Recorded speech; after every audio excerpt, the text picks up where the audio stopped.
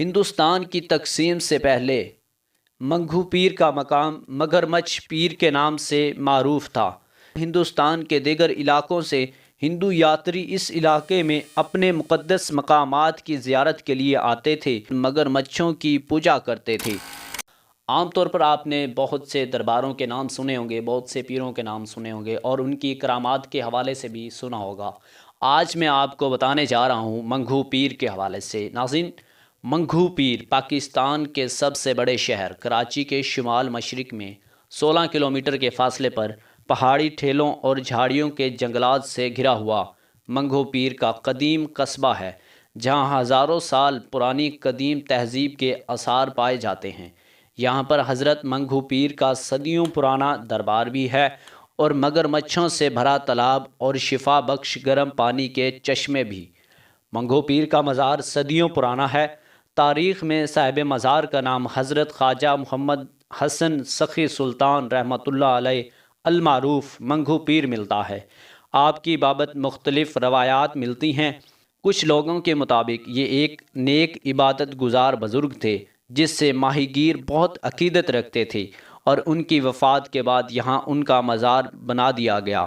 کچھ لوگ یہ بھی کہتے ہیں کہ منگھو پیر حضرت بابا فرید گنج شکر رحمۃ اللہ علیہ کے مریدوں میں سے مرید ہیں۔ مزار کے پاس واقع تالاب میں پائے جانے والے مگرمچھوں کو پیر صاحب کی کرامت سمجھے جاتے ہیں۔ آثار قدیمہ کے ماہرین منگھو پیر کی تہذیب کو کانسی کے دور سے بھی قدیم تہذیب قرار دیتے ہیں۔ قدیم آثار کے ماہرین کے مطابق یہاں سے ملنے والی ہڈیاں کانسی کے دور 1200 سے 3300 قبل مسیح سے تعلق رکھتی ہیں۔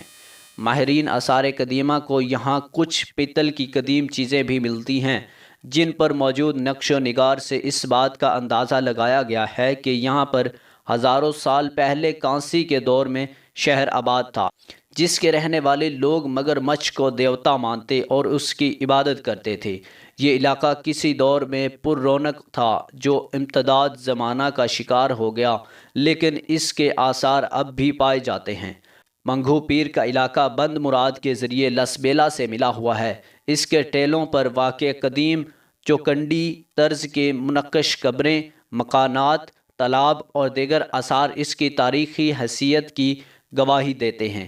مورخین یہ بھی کہتے ہیں کہ زمانہ قدیم میں یہ علاقہ مکران اور ایران کے ساتھ تجارت کے لیے راہداری کا کام دیتا تھا، اور اسلام پھیلنے کے بعد یہاں عربوں کی آمد و رفت ایران اور مکران کے راستے ہوتی تھی۔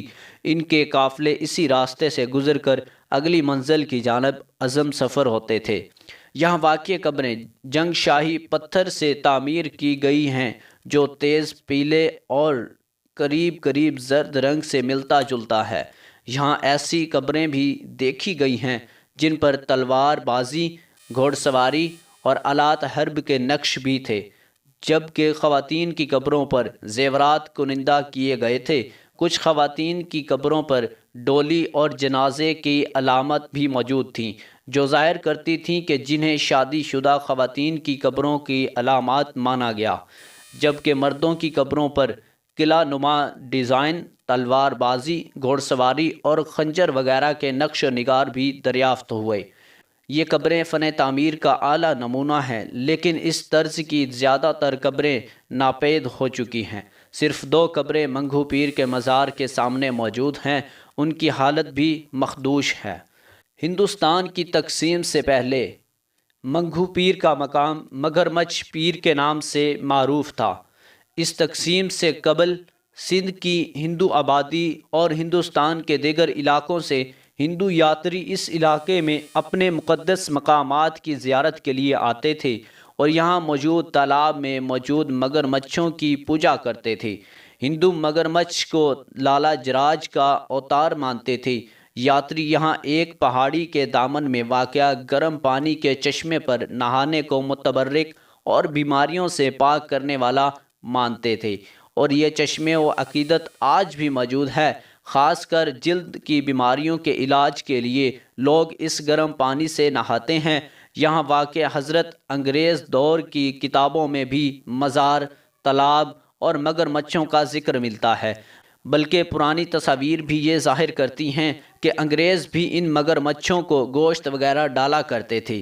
دوسری طرف ماہرین کی رائے یہ ہے کہ اس جگہ یہ تالاب یا جھیل سینکڑوں سال سے موجود ہے، جو کسی قدیم سیلاب کی وجہ سے معرض وجود میں آئی اور مگر مچھ بھی سیلاب کے ساتھ بہہ کر یہاں پہنچے۔ مقامی لوگوں کا کہنا ہے کہ یہ مگر مچھ پیر صاحب کی کرامت و برکت کی وجہ سے کسی انسان پر حملہ آور نہیں ہوتے، اور مریدین ان مگر مچھوں کو بکرے، مرغیاں، گوشت اور مٹھائیاں، حلوے تک کھلا دیتے ہیں، جو کہ یہ مگر مچھ شوق سے کھا جاتے ہیں۔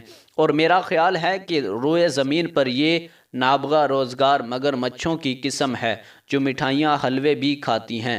کچھ ماہرین کے مطابق یہاں سے مگر مچھوں کی ہزاروں سال پرانی باقیات بھی ملتی ہے، جس سے اندازہ ہوتا ہے کہ یہ علاقہ ہزاروں سالوں سے مگر مچھوں کا مسکن چلا آ رہا ہے، اور مگر مچھ کبھی دیوتا کی حیثیت سے اور کبھی بزرگ کی کرامت کی حیثیت سے لوگوں میں مقدس مانے جاتے ہیں، اور انسان انہیں وافر گوشت و خوراک مہیا کرتے ہیں، تو یہ مگر مچھ انسانوں سے مانوس ہو چکے ہیں، اس لیے انسانوں پر حملہ نہیں کرتے۔ یہ مگر مچھ نایاب نسل سے ہیں اور نسل در نسل یہیں پر جنم لیتے، زندگی گزارتے ہیں اور مر جاتے ہیں، لیکن ان کی عمر بھی بہت لمبی ہوتی ہے۔ ان مگر مچھوں نے کراچی گینگ واروں، آپریشن کلین اپ اور پھر کرونا وائرس کے لاک ڈاؤن کے دوران بھوک بھی بہت کاٹی ہے، لیکن چونکہ یہ پورا بکرا کھا جاتے ہیں تو مشکل دنوں میں بھی بقا کا گر سیکھ گئے ہیں۔ ویسے بھی مگر مچھ دنیا کی قدیم ترین مخلوق میں سے ایک ہے۔ اس تالاب میں موجود 150-200 مگر مچھوں میں سے کچھ مگر مچھوں کی عمر 100 سال سے بھی زیادہ ہے۔ شیدی برادری منگھو پیر کے مزار پر جب عرس کا اہتمام کرتی ہے تو اس دوران ان مگر مچھوں کی بہت خصوصی خدمت کی جاتی ہے۔ اس عرس کو لال شاہ واگو یا شیدی میلہ کہا جاتا ہے۔ واگو مقامی زبان میں مگر مچھ کو کہتے ہیں۔ لال شاہ مگر مچھوں کا سردار کہلاتا ہے۔ عرس کے دوران ایک بڑے مخصوص ڈھول جسے مگر مان کہا جاتا ہے، تھاپ پر دھمال بھی ڈالی جاتی ہے۔ مگر مان اور دھمال کی آوازوں سے لال شاہ واگو یعنی مگر مچھوں کا سردار، جسے مور نواب بھی کہتے ہیں، تالاب سے نکل کر کنارے پر آتا ہے تو مزار کے متولی ڈنڈوں کی مدد سے اس کا منہ کھول کر تازہ بکرا ذبح کر کے اس کے منہ میں ڈالتے ہیں، اور اسی بکرے کے خون میں سندور ملا کر اس کے سر پر ملتے ہیں، جسے ٹیکا لگانا بھی کہا جاتا ہے۔ ٹیکے کی رسم کی ادائیگی کے بعد مگر مچھوں کو گوشت، مٹھائی و حلوہ کھلایا جاتا ہے۔ عرس کے شرکا کی لنگر و شربت سے تواضع کی جاتی ہے۔ پھر مگر مان پر دھمال ڈالتے ہوئے شیدی مرد اور خواتین پر وجدانی کیفیت طاری ہو جاتی ہے، اور یہ مرد و خواتین کچھ مخصوص ورد دہراتے ہیں جو بزرگوں سے سینہ بہ سینہ چلے آ رہے ہیں، جن کے متعلق ان کا کہنا ہے کہ یہ الفاظ سینکڑوں سال سے سینہ بہ سینہ ان کے بزرگوں سے منتقل ہوتے آ رہے ہیں۔ منگھو پیر جدید دنیا میں قدیم روایات اور محبتوں اور تاریخی رازوں کی امین و سرزمین ہے جو تحقیق کی دعوت دیتی ہے۔ جی ناظرین، تو آپ کو اس تاریخ سے آگاہ کیا گیا، آپ اس بارے میں کیا کہنا چاہیں گے؟ کمنٹس میں اپنی رائے ضرور دیجیے گا، اور اگر آپ ہمارے چینل پر نیو ہیں تو چینل کو سبسکرائب کر دیں اور بیل آئیکن کو دبائیں تاکہ آنے والی نیو ویڈیو بآسانی آپ تک پہنچ سکے۔ اسی کے ساتھ شکیل چشتی کو دیں اجازت، اور دیکھتے رہیں 7 پاکستان۔ اللہ نگہبان۔